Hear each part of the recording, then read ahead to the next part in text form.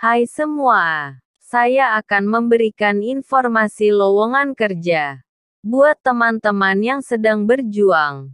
Tetap selalu berdoa, semangat berusaha dan jangan putus asa. Semoga informasi yang saya berikan dapat bermanfaat bagi kita semua.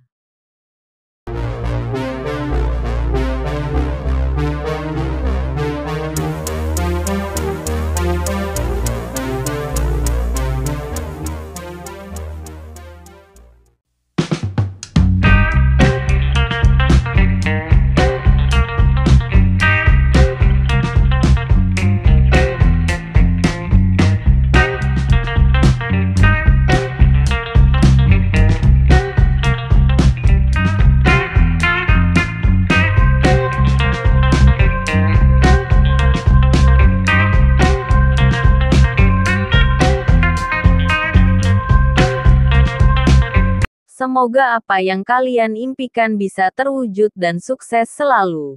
Terima kasih. Salam sukses.